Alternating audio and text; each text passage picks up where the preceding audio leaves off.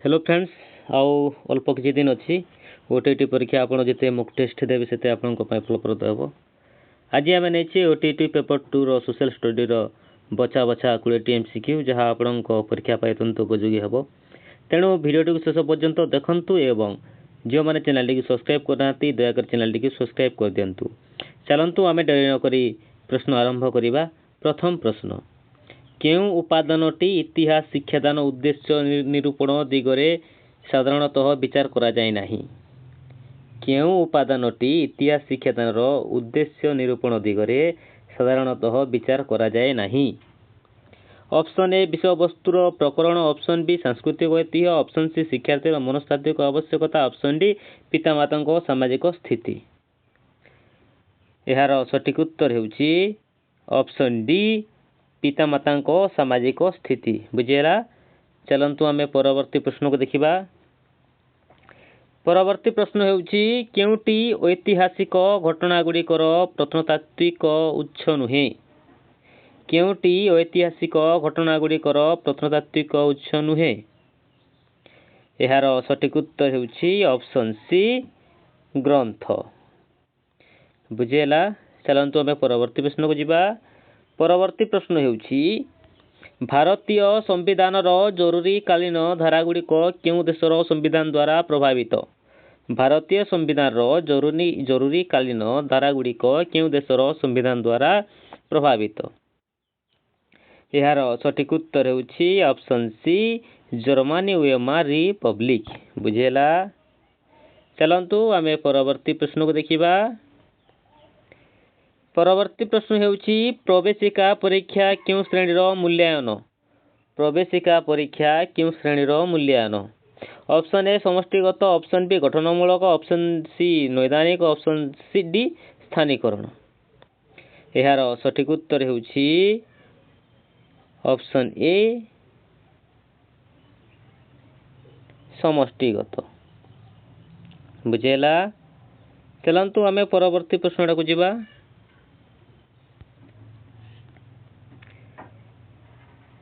परवर्ती प्रश्न हेउची परिव्राजक Ibn Battuta केउठारु आसीथिले।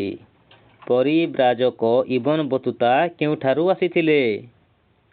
यार सठिक उत्तर हेउची ऑप्शन डी आफ्रिका। चलंतु आमे परवर्ती प्रश्न को जीवा। परवर्ती प्रश्न हेउची केउ नदी उपत्यकाटी कोयला दृष्टिरु गुरुत्वपूर्ण। केउ नदी उपत्यकाटी कोयला दृष्टिरु गुरुत्वपूर्ण। यार सठिक उत्तर हेउची ऑप्शन ए दामोदर। बुझेला। चलंतु आमे परवर्ती प्रश्न को जीवा। परवर्ती प्रश्न हेउची आंचलिक भूगोल शिक्षा रे केउटी एक मुख्य सहायक सामग्री भावे व्यवहृत हुए। आंचलिक भूगोल शिक्षा रे केउटी एक मुख्य सहायक सामग्री भावे व्यवहृत हुए। Option A globe, option B atlas, option C कलापटा, ऑप्शन डी चार्ट। यार सठिक उत्तर हेउची ऑप्शन बी एटलस। बुझेला। पुणी थरे कहूची जो माने चैनल को सब्सक्राइब करना दया चैनल को सब्सक्राइब कर दिंतु। परवर्ती प्रश्न हेउची ओडिशार केउ सहर देई कर्कट क्रांति जाइछि। ओडिशार केउ सहर देई कर्कट क्रांति जाइछि। Option A Rourkela, option B Baripada, option C Baleshwar, option D केउटी नुहे। यार सठिक उत्तर हेउची ऑप्शन डी केउटी नुहे। बुझेला। चलंतु आमे परवर्ती प्रश्न को जीवा। परवर्ती प्रश्न हेउची निम्नलिखित मध्यरु केउटी प्राकृतिक मानचित्र अंतर्भुक्त नुहे। जो चार्टा देछि ए मानचित्र भितरु कोटा प्राकृतिक मानचित्र अंतर्भुक्त नुहे। यार सठिक उत्तर हेउची ऑप्शन ए खनिज मानचित्र। बुझेला। चलंतु आमे परवर्ती प्रश्न को जीवा।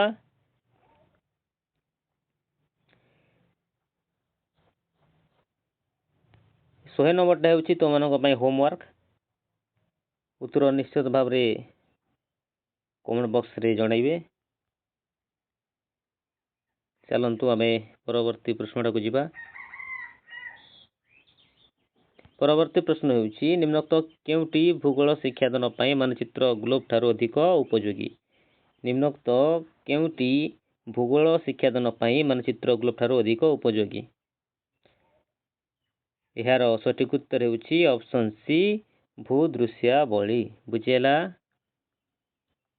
ଚାଲନ୍ତୁ ଆମେ ପରବର୍ତ୍ତୀ ପ୍ରଶ୍ନକୁ ଦେଖିବା। ପରବର୍ତ୍ତୀ ପ୍ରଶ୍ନ ହେଉଛି ହିମାଳୟ ପର୍ବତମାଳାର ନିମ୍ନୋକ୍ତ କେଉଁ ବୃକ୍ଷଟି ବର୍ତ୍ତମାନ ବିପଦଗ୍ରସ୍ତ? ହିମାଳୟ ପର୍ବତମାଳାର ନିମ୍ନୋକ୍ତ କେଉଁ ବୃକ୍ଷଟି ବର୍ତ୍ତମାନ ବିପଦଗ୍ରସ୍ତ? Option A chir, option B birch, option C oak, option D yew. ଏହାର ସଠିକ ଉତ୍ତର ହେଉଛି ଅପସନ୍ ଡି ଇଉ। ହିମାଳୟ ପର୍ବତମାଳାର ନିମ୍ନୋକ୍ତ ବୃକ୍ଷ ମଧ୍ୟରୁ ଇଉ ବିପଦଗ୍ରସ୍ତ। ବୁଝିହେଲା? ଚାଲନ୍ତୁ ଆମେ ପରବର୍ତ୍ତୀ ପ୍ରଶ୍ନକୁ ଦେଖିବା। ପରବର୍ତ୍ତୀ ପ୍ରଶ୍ନ ହେଉଛି ନିମ୍ନୋକ୍ତ କେଉଁଟି ଏକ ଦ୍ୱିତୀୟ ଶ୍ରେଣୀର ଭୂମିରୂପ ଅଟେ? ନିମ୍ନୋକ୍ତ କେଉଁଟି ଏକ ଦ୍ୱିତୀୟ ଶ୍ରେଣୀର ଭୂମିରୂପ ଅଟେ? ଅପସନ୍ ଏ ଭାରତ ମହାସାଗର, ଅପସନ୍ ବି ଆରାବଲି, option C Sundarban, option D Australia. ଏହାର ସଠିକ ଉତ୍ତର ହେଉଛି ଅପସନ୍ ବି ଆରାବଲି। ବୁଝିହେଲା? ଚାଲନ୍ତୁ ଆମେ ପରବର୍ତ୍ତୀ ପ୍ରଶ୍ନକୁ ଦେଖିବାକୁ ଯିବା। ପରବର୍ତ୍ତୀ ପ୍ରଶ୍ନ ହେଉଛି ଶିକ୍ଷାର୍ଥୀମାନଙ୍କ ଶୈକ୍ଷିକ ଦୋଷ ଦୁର୍ବଳତା କେଉଁ ପ୍ରକାର ମୂଲ୍ୟାୟନ ଦ୍ୱାରା କରାଯାଏ?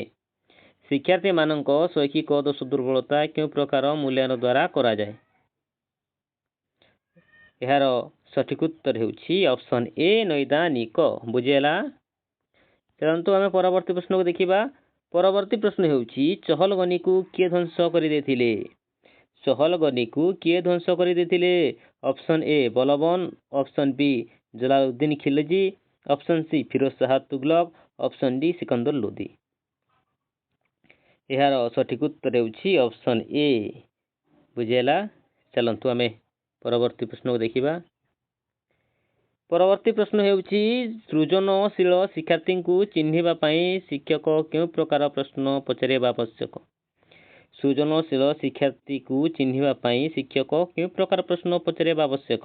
ଅପସନ୍ ଏ କ୍ରିୟାକଳାପ ଭିତ୍ତିକ, ଅପସନ୍ ବି ନିରଣାତ୍ମକ, ଅପସନ୍ ସି କେନ୍ଦ୍ରାଭିମୁଖୀ ଚିନ୍ତନ, ଅପସନ୍ ଡି ବିକ୍ଷିପ୍ତ ଚିନ୍ତନ। ଏହାର ସଠିକ ଉତ୍ତର ହେଉଛି ଅପସନ୍ ଡି ବିକ୍ଷିପ୍ତ ଚିନ୍ତନ। ବୁଝିହେଲା? ଚାଲନ୍ତୁ ଆମେ ପରବର୍ତ୍ତୀ ପ୍ରଶ୍ନଟାକୁ ଯିବା। ପରବର୍ତ୍ତୀ ପ୍ରଶ୍ନ ହେଉଛି ନିମ୍ନୋକ୍ତ କେଉଁ ମୌଳିକ ଉପାଦାନଟି ପୃଥିବୀର ସମୁଦାୟ ବସ୍ତୁତ୍ୱର ସର୍ବାଧିକ ଭାଗ ଅଟେ? ନିମ୍ନୋକ୍ତ କେଉଁ ମୌଳିକ ଉପାଦାନଟି ପୃଥିବୀର ସମୁଦାୟ ବସ୍ତୁତ୍ୱର ସର୍ବାଧିକ ଭାଗ ଅଟେ? ଅପସନ୍ ଏ ଲୌହ, option B magnesium, option C ମୋଲିଜାନ୍, ଅପସନ୍ ଡି ସିଲିକା। ଏହାର ସଠିକ ଉତ୍ତର ହେଉଛି ଅପସନ୍ ଏ ଲୌହ। ବୁଝିହେଲା? ଚାଲନ୍ତୁ ଆମେ ପରବର୍ତ୍ତୀ ପ୍ରଶ୍ନକୁ ଯିବା।